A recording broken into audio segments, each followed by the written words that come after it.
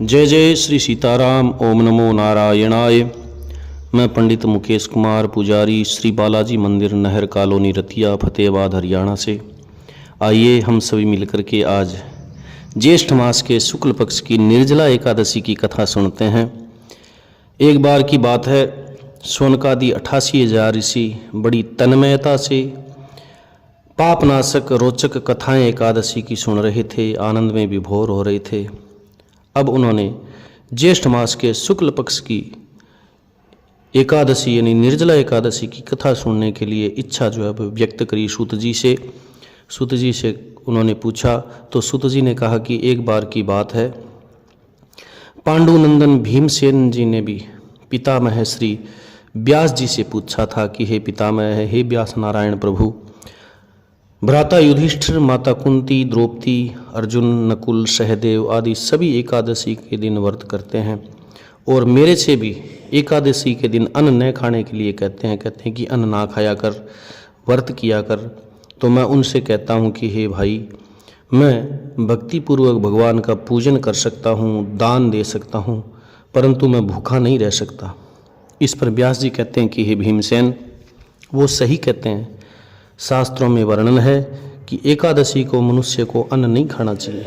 यदि तुम नरक को बुरा समझते हो, स्वर्ग को अच्छा समझते हो, स्वर्ग जाना चाहते हो, नरक से बचना चाहते हो, तो हर महीने की प्रत्येक एकादशी को यानी दोनों एकादशियों को अन्न ना खाया करो। इस पर भीमसेन कहते हैं कि हे पितामह, हे व्यास नारायण प्रभु, मैं आपसे पहले ही कह चुका हूँ कि मैं एक दिन एक समय भी भोजन किए बिना नहीं रह सकता। तो मेरे लिए पूरे दिन उपवास करना, व्रत करना तो बहुत ही कठिन बात है। मेरे पेट में अग्नि का वास है, वृक नाम की अग्नि है जो ज़्यादा अन्न खाने पर शांत होती है। यदि मैं यत्न करूं, प्रयत्न करूं तो वर्ष में एक एकादशी का व्रत जरूर कर सकता हूं। अतः आप मेरे को ऐसा कोई व्रत बताइए जिसके करने से मैं स्वर्ग को प्राप्त हों और समस्त एकादशियों के व्रत का फल मेरे को प्राप्त हो। इस पर व्यास जी कहते हैं कि हे वायुपुत्र, हे भीमसेन, बड़े बड़े ऋषि महर्षियों ने बहुत सारे शास्त्रों का निर्णय बताया है। यदि कलयुग में मनुष्य उन पर आचरण करे तो उनको जरूर ही मुक्ति मिलती है। इसमें बहुत सारा धन खर्च होता है। उसमें जो पुराणों का सार है वो मैं तेरे को बताता हूँ कि मनुष्य को हर महीने की दोनों पक्षों की एकादशियों का व्रत जरूर करना चाहिए। इससे उन्हें स्वर्ग की प्राप्ति होती है। व्यास जी कहते हैं कि हे भीमसेन, ज्येष्ठ मास के शुक्ल पक्ष की एकादशी जो होती है उसका निर्जल व्रत करना चाहिए। इस एकादशी के व्रत के में कहते हैं स्नान करते समय, आचमन करते समय मुंह में अगर जल चला जाए, पानी चला जाए तो इसका कोई भी दोष नहीं होता। लेकिन आचमन में कहते हैं 6 मासे से ज़्यादा जल नहीं होना चाहिए। इससे आचमन से कहते हैं शरीर की शुद्धि होती है। आचमन में 6 मासे से ज़्यादा जल अगर पिया जाए तो वो मद्यपान के समान होता है, यानी शराब पीने के समान माना जाता है। इस दिन भोजन नहीं करना चाहिए। भोजन करने से व्रत जो है वो नष्ट हो जाता है, अन्न खाने से नष्ट हो जाता है। भीमसेन को व्यास जी कहते हैं कि हे भीमसेन, यदि सूर्य उदय से लेकर के सूर्य अस्त तक जलपान न करे तो उसको 12 महीने की 12 एकादशियों के व्रत का फल मिल जाता है। द्वादशी के दिन सूर्य उदय से पहले दूसरे दिन उठना चाहिए। उसके बाद में अपने नित्य कर्म से निवृत्त होकर के ब्राह्मणों को भोजन कराना चाहिए। उसके बाद में स्वयं भोजन करना चाहिए। कहते हैं कि हे भीमसेन, स्वयं भगवान ने मेरे से एक बार बताया था कि इस एकादशी का व्रत सारे तीर्थों में स्नान और दान करने के फल के बराबर है। इस दिन निर्जल रहने से मनुष्य सब पापों से मुक्त हो जाते हैं। उसके जन्म जन्मांतर के पाप जो है वो नष्ट हो जाते हैं।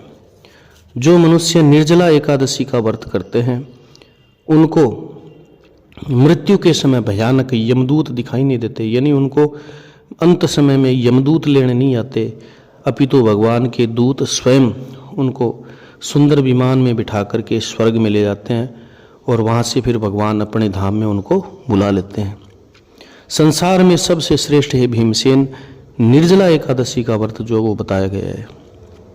अतः जरूर यत्न करके प्रयत्न करके एकादशी का निर्जल व्रत जो है वो करना चाहिए। इस दिन ओम नमो भगवते वासुदेवाय, ओम नमो नारायणाय या कोई भी अपने इष्ट देवता के मंत्र का जाप करते हुए, उच्चारण करते हुए समय को बिताना चाहिए। क्रोध नहीं करना चाहिए, अन्न नहीं खाना चाहिए। इस दिन गौ की सेवा करनी चाहिए, सामर्थ्य हो तो गौ दान करना चाहिए। इस एकादशी को भीमसेनी या पांडव एकादशी भी कहते हैं। निर्जल व्रत करने से पहले भगवान श्री विष्णु की पूजा करनी चाहिए, प्रार्थना करनी चाहिए, विनती करनी चाहिए भगवान श्री नारायण से, विष्णु भगवान से कि हे भगवान, आज मैं निर्जला एकादशी का व्रत करूँगा, दूसरे दिन भोजन करूँगा, मैं इस व्रत को श्रद्धापूर्वक करूँगा, इससे मेरे सारे पाप नष्ट हो। हे प्रभु, मैं इस व्रत को नहीं कर सकता, आप मेरे को शक्ति प्रदान करिए, इस व्रत को पूरा होने के लिए मेरे को आशीर्वाद दीजिए और मेरे ऊपर आप कृपा बनाई रखिए। इस दिन जल से भरा हुआ घड़ा वस्त्र से ढक करके फल और दक्षिणा सहित किसी सुपात्र ब्राह्मण को दान देना चाहिए। जो मनुष्य इस व्रत के अंतराल में कहते हैं स्नान आदि करते हैं, तीर्थों में तप करते हैं, किसी प्रकार का जप करते हैं, उनको करोड़ों पल सोना दान करने का यानी स्वर्ण दान करने का फल जो है वो प्राप्त होता है। जो मनुष्य इस दिन यज्ञ करते हैं उनका फल कहते हैं हे भीमसेन, मैं वर्णन नहीं कर सकता, बता नहीं सकता, उसका इतना बड़ा फल है। निर्जला एकादशी के व्रत से मनुष्य भगवान के धाम को प्राप्त होते हैं। जो मनुष्य इस दिन अन्न खाते हैं उनको चांडाल समझ करके यानी निम्न स्तर का व्यक्ति समझ करके, नीच समझ करके समझना चाहिए और वो नरक में जरूर जाते हैं। कहते हैं ब्रह्म हत्या करने वाला, मद्यपानी यानी शराब करने वाला, चोरी करने वाला, अपने गुरु से द्वेष करने वाला, असत्य बोलने वाला यानी झूठ बोलने वाला, इस व्रत को करने से वो भी निष्पाप हो जाते हैं और भगवान के धाम के स्वर्ग के अधिकारी बन जाते हैं। व्यास जी कहते हैं कि हे भीमसेन, हे कुंती पुत्र, जो पुरुष या स्त्री इस व्रत को श्रद्धापूर्वक करते हैं उनको ये काम जरूर करना चाहिए। उन्हें सर्वप्रथम भगवान श्री विष्णु की पुष्पों से, तुलसी से पूजा करनी चाहिए। इसके बाद में गौ दान करना चाहिए, गौ की सेवा करनी चाहिए। उस दिन ब्राह्मणों को दक्षिणा, मिष्ठान, फल, निर्जला एकादशी के दिन अन्न, वस्त्र यानी कपड़े, छत्ता, छत्र, उपहन यानी पंखा इत्यादि दान करना चाहिए। भीमसेन इस व्रत को करके भगवान के धाम को प्राप्त हुए थे और भगवान की कृपा के पात्र बने थे। व्यास जी कहते हैं कि हे भीमसेन, जो मनुष्य इस कथा को प्रेम पूर्वक सुनते व पढ़ते हैं वे भी भगवान के धाम के स्वर्ग के अधिकारी बन जाते हैं। इसमें भी संशय करने की कोई भी आवश्यकता नहीं, तनिक भी संशय नहीं है। बोलिए श्री जय जय श्री सीताराम। ओम नमो भगवते वासुदेवाय, ओम नमो नारायणाय।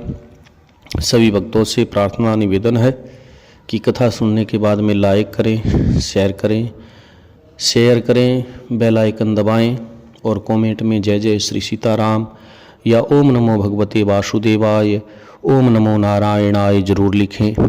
ओम नमो नारायणाय। जय जय श्री सीताराम।